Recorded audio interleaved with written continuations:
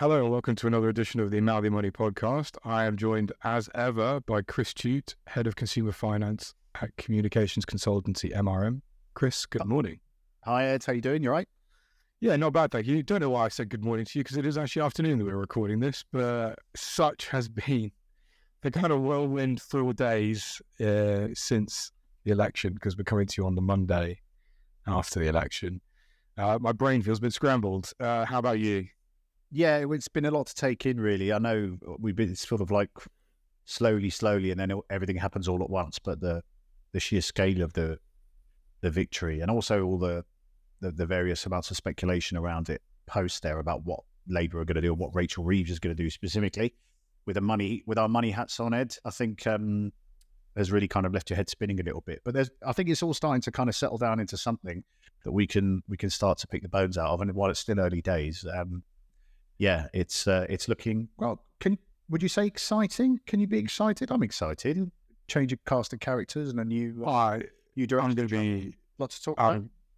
I'm going to be the huge Debbie Downer here, Chris, and say I'm not that excited. But I wasn't excited by the last government either. And I think it just comes down to being a little bit jaded by having watched lots of prime ministers and lots of chancellors march through various doors and say, right, I'm rolling my sleeves up now and I'm going to fix it, kind of stuff. But you showed a good article. Do you want to take us through that? It's quite interesting you say that, actually, about the sort of number of chancellors and prime ministers we've had, and that's definitely a factor, I think. We're reading Larry Elliott's piece in the Observer yesterday, and he did a really interesting thing about laying out, what the potentially best outcome could be of this Labour government and where we could potentially end up. So the good news or the potential bad news. And as he pointed out, and I think we all know, the scale of Labour's win means that they don't need to rush in terms of what they need to do. And there's some basic, and we talked about it on this podcast too as well, some structural supply side things that need to be done to help the UK economy to get to where it needs to get to. And part of that is around house building and planning rules. And I think Rachel Reeves is giving a speech as we speak ourselves, but there's been talk there about what they're going to do from a house building point of view. And that was a major part of their manifesto. So all of that is sort of no surprise. But the thing with that is it takes some time to come through and bear fruit. So they're probably going to need the full term of that 5 years. But your point about the revolving door is another interesting point that Larry makes. And I definitely think this is true, where actually we could just do with a period of stability with, nothing too crazy coming out, no sort of crashing the bond markets overnight. Sorry, Liz Truss, last time I'll pick on you. And Kwasi Kwarteng. But actually, as he pointed out in the article, the UK's had 3 prime ministers and 5 chancellors in a single parliament. So it's a chaotic period. And you add to that kind of the after effects of the pandemic, the war in Ukraine, all that other kind of stuff. And actually what we could do with is a bit of sensible, boring, not very exciting stuff, Ed. So maybe you've got the right head on for this. I don't know. So yeah, if there's patience shown there and, with a fair wind and a bit of stability and trying to attract some of those. I also read in the Sunday Times that some of the large investment banks like Macquarie and others are quite interested in the idea of private sector money being central to the UK's future growth and economic recovery. So I think there's enough there for me to be optimistic, for my optimistic head to win out. The alternative, though, is that actually we do carry on the way we've been going, that our gentle recovery as we're seeing it runs out of steam, and that we end up interest rates not coming down, inflation doesn't get tamed, and actually those supply side things don't really come through, and Labour end up being accused of crashing the economy, and the Tories are back in play, a bit like Labour were back in play this time around, despite the huge majority in 2020.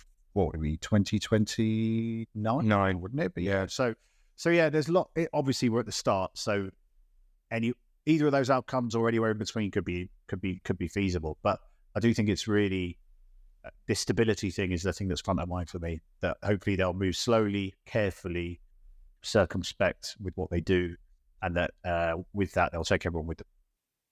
Yeah, I mean, I think some of my kind of cynicism also, and I mean, I do think they are going to probably, I think the things will probably be steadying anyway, but I think they're probably going to be, safe by our hands on the tiller in this kind of thing, and careful, et cetera, and I don't think we're about to, things are about to fall over and this kind of thing. But I think there are issues that are so structural in their nature that I'm not sure if there's anything that a Labour government necessarily can do in the face of it versus a Tory Chancellor. I mean, if you think about things like the significance of kind of demographic change in the UK and the fact that we have an aging population and a state pension that becomes ever more unaffordable and this kind of thing and stuff like that, which is so politically difficult to ever tackle effectively, I think creates problems. I mean, there's almost unsolvable problems, basically. I think the stuff... I think if you look at who votes people into power, it tends to be older people. Young people don't vote as in larger numbers. Older people and tend to get what they want based on that. So doing things like saying, as Theresa May found out in 2017, you're going to have to pay for your own care, not popular. Telling people we're taking the state pension away because you can't afford it anymore, not popular. You know, this stuff is very much designed to ultimately appeal to the people who voted for them. And now there's been a lot of talk about kind of Labour coalition of voters that's slightly unusual, and they're going to have to figure out what that coalition is and please them. So I guess there's a lot of unanswered questions there. My other concern is one of the things that Rachel Reeves has announced today is that they're basically doing kind of getting the Treasury to run the numbers again and see where we're at, kind of thing. You know, what have we been left with, sort of thing. And we were actually warned about this before the election by IFS, the Institute for Fiscal Studies, and I think it's Paul Johnson. I mean, very kind of stable centrist, if anything, perhaps slightly to the centre left, basically saying if Labour gets into power and says, "Oh no, we've actually reviewed the numbers and things are a lot worse than we thought. We're going to have to hike taxes, or we're going to have to change our fiscal rules to borrow more and this kind of thing." They were saying, like, that's not. They're not telling the truth if they do that, because the numbers were already there. We all know the numbers. There's no, you're not putting the numbers in a machine and see what spits out. See if something changes, kind of thing. So my concern is there's groundwork being laid there, and as soon as that happens, the political capital begins to ebb away immediately when you kind of tell people, we're not going to raise taxes, we're not going to do this, we're not going to do that. And then it's, well, actually, we've had a look at the numbers. Things aren't as good as they said they were going to be during the election. So, and I don't know. It's just, this comes back to my fundamental cynicism about the whole thing. And I will say again, like, I don't think it would have been any different had anybody else been in charge. Everybody's always going to have a disappointing message to sell, because of the nature of where we are, where the country is in its, cycle. But that being said, the pound is up and markets are up. So clearly investors are happy. That was interesting. There was, I see your point on the fiscal straitjacket and how do you break out of that and the structural issues. And we talked about longer term vision and strength of leadership.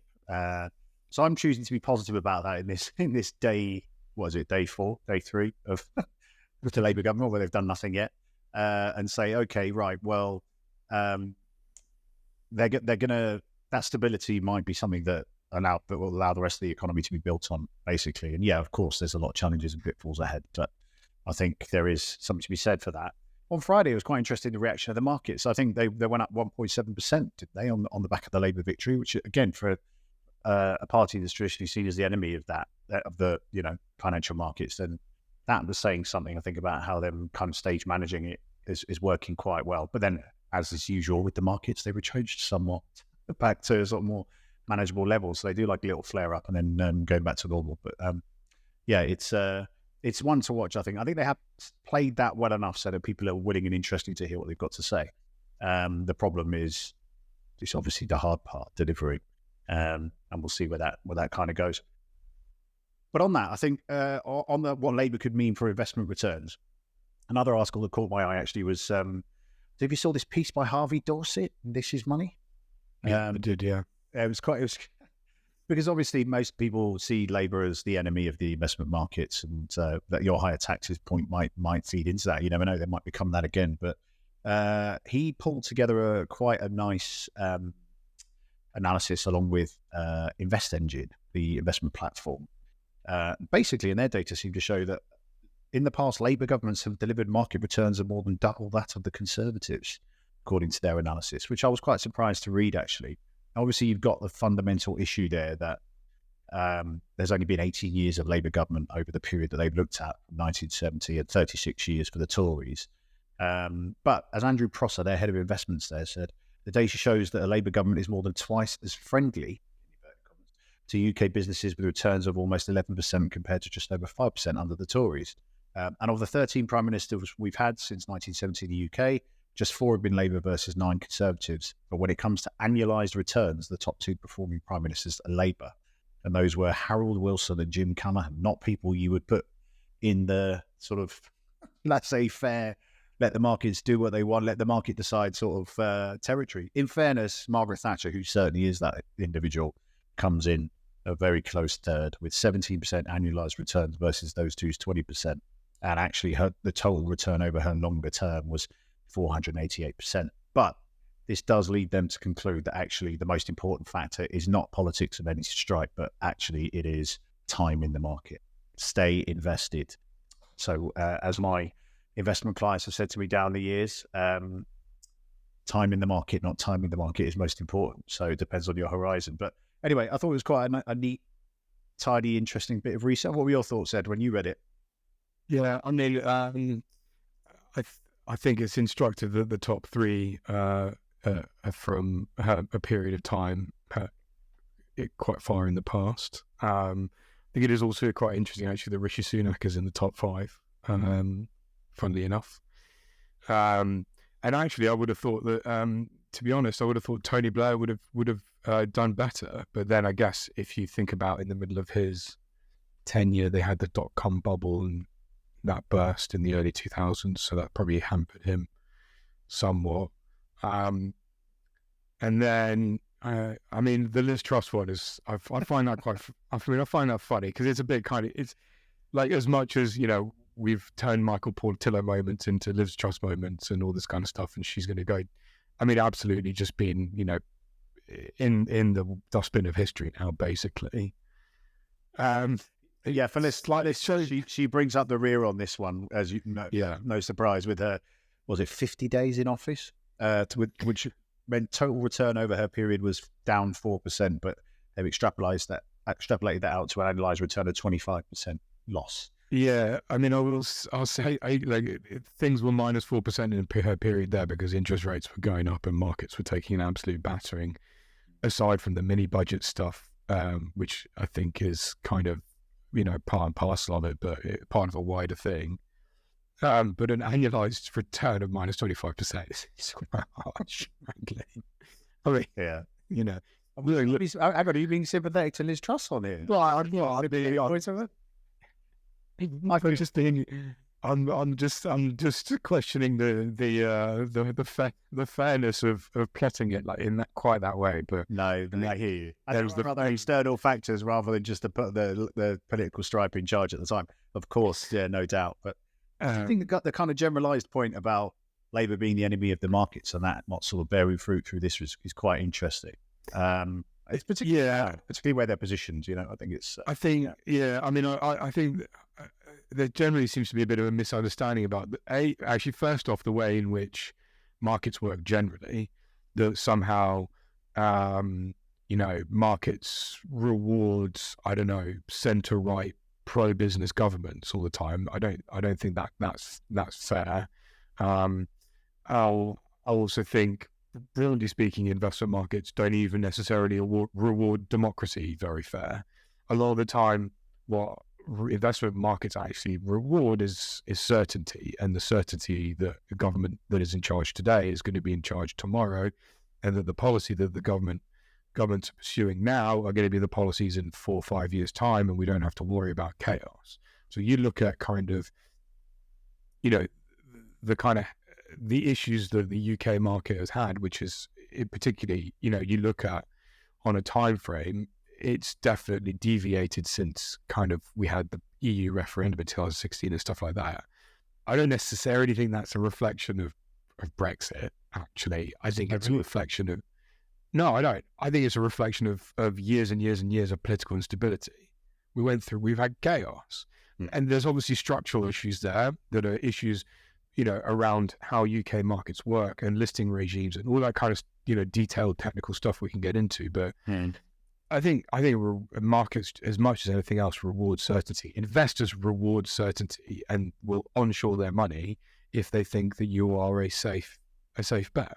And you look at what's happening in France at the moment. Obviously, we've just had the elections just concluded, but bond market was throwing a massive fit on the suggestion that there was an enormous amount of uncertainty coming down the tracks, basically, when Macron called his snap election. So yeah, I think investors like to know this is going to be the situation for the long term, and I can park my money and forget about it, basically. Well, that's interesting because, again, looking at Larry Elliott's piece, he was suggesting that actually comparing in Europe, Germany, France, and the UK might actually be the more stable bet at the moment, based on what's going on politically over there. So, yeah, I mean, obviously the kind of the leftist coalition that looks to be the leading party, the Hung Parliament, is going to lead to a lot of discussions and issues over in France, and then obviously Germany's having its own political challenges with shift to the right there. So maybe there's something to be said now in terms of as the dust is settling. But I totally take your point that, well, we quoted them before, how many chancellors, how many prime ministers, and that doesn't give you a chance to plan anything, any kind of coherent political strategy, let alone build a coherent investment program, really, that isn't based on trying to take bets on short-term factors. Yeah, I mean, I will caveat though. Actually, I think there is probably an exception to the rule. I mean, we have a centre-left government now, which is they've gone to pains to be, we're friends of business, we're friends of investment, this kind of thing, and they understand that the economy has to grow. And in order to grow, you need money, and to get money, you need businesses and investors to be on side with that. And that, I think that's smart. I think it's canny politics. It's careful politics. I think the exception to the rule is when you have a much, much more left-wing, much more highly redistributive voice on the left. And I think that was that reflected in something like, the potential for Jeremy Corbyn back in when it was, although, it never really came to fruition. And I think in France now we've got a much, much more left-wing parliament by the looks of things, but no majority, which, again, uncertainty. So I guess we'll see how markets react to that. But yeah, maybe it is a good time to buy British because we have a strong, stable, pro-business, social democratic government. You can't go wrong with it, basically, in the investor sense, I guess. We'll see. Be a good time to talk about the Brit ISA, won't it? We'll get onto that soon. We'll get there soon. One day. One day, indeed. One day, indeed. And also, the other thing is the mortgage stuff, Ed. That was the other thing that caught my eye. I think it'd be good to have a minute on that. I was reading George Nixon's piece in the Sunday Times about apparently 700, this is according to the FCA, 732,000 mortgage deals will end in the second half of 2024. One of which we've talked about at length will be mine. And about 153,000 of those will be this month. So we obviously had our mortgage takeover, which was great, wasn't it? And there were some really interesting points that were made up around this discussion around rates.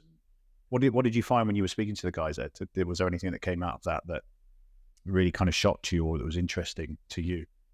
Yeah, I mean, so the takeover is ongoing this week on Mouthy Money. We've got stuff going up every day, and I've got an article, kind of in a bit of a summary piece, coming up on Thursday, looking at this in a bit more detail. I mean, I think the long and short of it is there's a lot of discussion about bank rate and or where's the base rate going to go and this kind of thing, and actually, how much of an impact does that have on the market?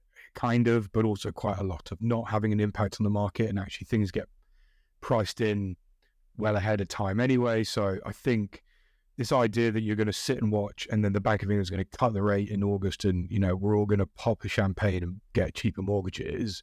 Which is what I thought would happen, frankly. So I was disappointed.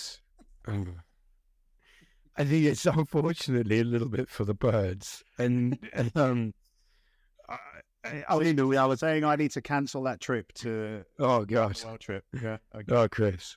Well, we're going to sit down and have a separate conversation about how you can start a good side hustle or something. Maybe we'll get you doing voiceover work now. I don't know. Used to the podcasting and this kind of thing. I've heard my voice back on this. Nobody needs that. Don't worry. Anyway, so go on. No, look, I think we need to be optimistic here because something that does get forgotten a little bit is we've had pretty strong wage rises in the past year, which has caught up a little bit on the inflation side of stuff, has actually improved affordability a little bit in terms of, mortgage market and that kind of thing. And I think the group who I spoke to, their ultimate feeling was that things are probably settled back around, in terms of the mortgage market, not bank rate specifically, probably around 4%-ish, I think, in the next couple of years. And that's over a 2-year horizon. We're not talking it's going to happen tomorrow, and it may or may not come to pass. It really depends on what happens in the world, because you never know when there's the next energy crisis or COVID around the corner and that kind of thing, or whatever it might be. I don't think we necessarily go through the same stuff if we had another COVID started. That's a totally different conversation, but I think the expectation here is that people need to be prepared to just live with slightly higher rates. And I've kind of banged on about this in the past a little bit. My kind of, again, a bit of a counterintuitive viewpoint here is that I don't think having higher rates is necessarily the worst thing in the world, as long as it's not knocking the economy over and it isn't completely forcing hardship on families. But if it forced enough hardship on families, we'd be in a recession and they'd cut rates. Let's be clear, right? If the economy is tolerating higher rates, there is no strong argument for bringing those rates down severely or even in a really meaningful way, because the economy is tolerating it. This is the reason why we watch all this stuff. And the problem that we had before the financial crisis and the problem that we've had after is a credit boom. We've had too much cheap credit sloshing around the system, creating inefficiencies, zombie businesses, all this kind of stuff that created the bust in the first place. What it boils down to is cheap credit. So if the Bank of England can wean the economy off through the accident of an energy market crisis and soaring inflation, if the Bank of England is able to wean the economy off cheap credit, and that means stronger, more robust businesses with better balance sheets because they've paid off debt because it was too expensive to hold that debt. We have households that have paid off debt because it was too expensive to hold that debt. And everybody's tolerating, a more efficient, rate environment, then unfortunately, I don't think it's necessarily a bad thing. And I know that doesn't mean good things for you personally, Chris. Don't worry. To be honest with you, I'm as I've said before, I'm a pessimist when it comes to financial planning. I don't know if that's the way I was raised or whatever. So I've been factoring into my own planning the idea of increased borrowing costs. It's been, and I often wonder, thinking in a personal context, whether or not that slight pessimism has served me well or not, because maybe I would have been better off putting that money into markets over the time period and seeing where that had gone, and then but actually what I've got is built up quite a robust rainy day fund. So was it, they say 6 months worth of money or whatever? So yeah, I think we talked about it previously, one of our previous podcasts, but you're working out what that number is in light of all the moving numbers around us with inflation and wages as they are and the cost of living crisis and energy costs and everything else going up like that, as well as this mortgage change on the horizon. So it does throw up interesting, well, it throws up a dilemma in terms of, and this is one of the things that came out of your conversation with Perena Bank, I think that was in the podcast, in terms of designing products that last over a longer period of time. Maybe that's more suited to somebody like mine's temperament, to know, look, for 10 years, this is what this is going to cost, and we plan around that. And this is far too important. It's our home. It's where I'm raising my family. It's where, so, if I know that that's boxed off in a particular way, then maybe that allows me to have a platform to build a braver horizon when it comes to taking slightly more investment risk, which might be what investing in other companies and helping to stimulate my own little way of stimulating economic growth that way. Ed, I don't know. But I think that, that they're looking at stuff that's over in the US and in Japan and other places, aren't they? Which is like 10-year fixes, which not at these rates, but does kind of appeal to sensibilities. I found the Perena, the ideas that those guys had actually really interesting. And actually, I think the one thing I really learned actually talking to these guys is there's a lot more flexibility in the mortgage, let's call it, as a product than you ever might think, because you kind of like, oh, you get a 5-year fix and it's 25 years and that's it, boom. And you get this impression that you can't do anything with it and you just have to sit with it and take it. But actually, you can put mortgages if you want to move house, which is something I never realized. You can, there are these options like the Perenna option out there now, which, I mean, the thing with the Perenna is you can't go direct to them, but you go to brokers and you can ask for that kind of product now if you want that long-term certainty. Which, particularly if you do something like, and I mean, a personal example here of my wife Ellen, who's a nurse. You work in those kind of industries where actually the pay rises and the pay scales are very predictable. And let's face it, no government is going to start getting rid of nurses. It's probably quite a good idea to get a really long-term mortgage like that, because you just sit on it, and over time, inflation and your payments make that mortgage look like absolutely nothing in the greater scheme of your finances, and it's actually it's a canny move, I will say as well, actually, just on your rainy day fund, which obviously I applaud, a very good idea. The nice thing about that currently is, even though you are paying more on your mortgage, you are also getting a better savings rate on that money. I am, yeah. I'll name drop the provider who I use, Synergy Bank. They offered a sort of a good rate for my wife and I for our cash ISA. Yeah. So we popped a load of rainy day money in there, and then obviously we do our own investing stuff on the side as well. I've got my SIP and junior ISA for my daughter and other bits and pieces. Yeah, so it's not all going in there, but that softens the blow somewhat, having knowing that you're getting a decent rate of interest on that side of things. But obviously the two figures, my mortgage debt versus my rainy day fund, sadly one doors the other end. Wish it were the other way around. One day it will be. We'll keep pushing it.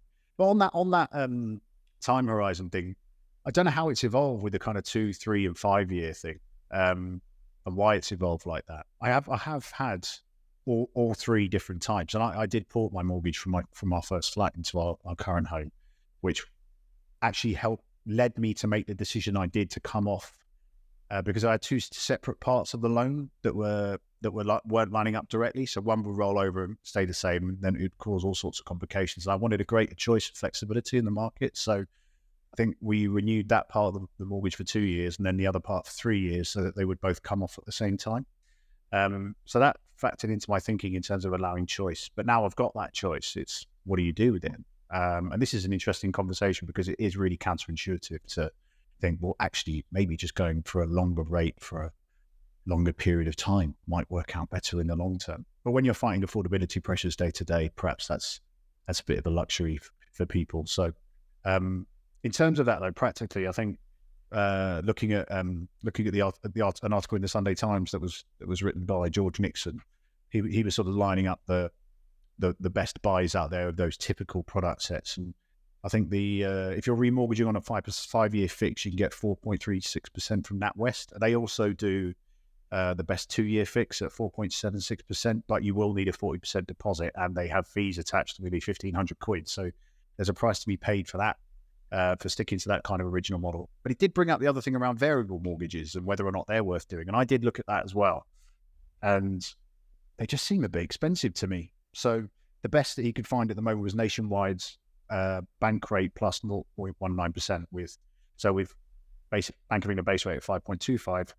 You're looking at 5.44% and £1,000 fee in order to do that. And while you get the benefit of that coming down if and when the base rate comes down, it probably doesn't come down far enough for me to think that it's worth doing. And then the other side to that is, it's interesting the likes of NatWest can lend below base rate, because they're large organisations with lots of presumably liquid cash that they're able to lend out for market share. So are they lending at a loss? Don't know.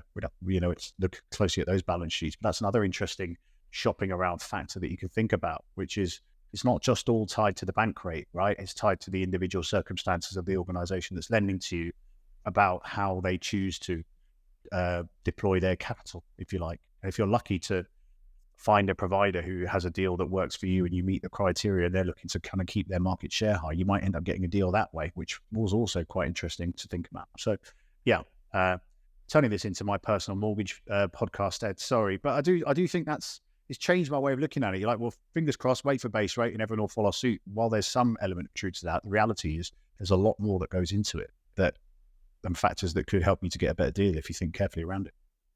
Yeah, ultimately, I think it's when you're 6 months. I think the best advice I heard was that when you're 6 months out, go get a deal and just sign up for it, and then you just got to keep an eye on it until the last minute, kind of thing, because you can always make changes and move on to better stuff. And at the moment, the market is moving around quite a lot, and it does pay to keep an eye on things. And unfortunately, you will get to a point where you have to lock into something, but that's kind of where we are now. And we also have to remember is when when all of us were locking in buying houses on cheap rates and stuff, the banks were stress testing in the background whether they thought your finances would cope with 4 or 5% rate hikes, and they were happy. It was 7%, I think, in some cases. Yeah, I mean, I can't remember the specific number, but yeah, it might be. And ultimately, their judgment was that your finances suggest that you are able to tolerate that big a rate increase. So ultimately, and this comes back down to the whole thing about why we do it, is it's unfortunate because you have to pay more mortgage and you have less, cash to spend on other things. But that is unfortunately the whole point of it. That is the point of raising interest rates. We want to cool inflation. You have to spend more money on your mortgage and less money on other stuff. And that is the only tool that the Bank of England has at its disposal to force you to do that. So this is where we are. And inflation is back on target now. So the clamour, of calls for lowering rates is going to be there now. And we shall see what they decide to do. Yeah, it'll be to watch. Yeah. So there's no decision in July, is there? So it'll be August will be the next one. So that is right. It is right at the start of August, I believe. So actually, it's still only a few weeks away now. But I'm sure we will cover that in great detail when it happens. We will. Right. I think that draws us together for today's episode. Thank you again, Chris. My pleasure. Thanks, Ed. Always good to see you. And thank you to everybody for listening. You can obviously catch us on Apple Podcasts, Spotify. You can watch us on YouTube, TikTok, and other social media channels. And of course, catch us on the Mouthy Money website and sign up to the newsletter for all the weekly updates. Thank you very much, everybody, and goodbye.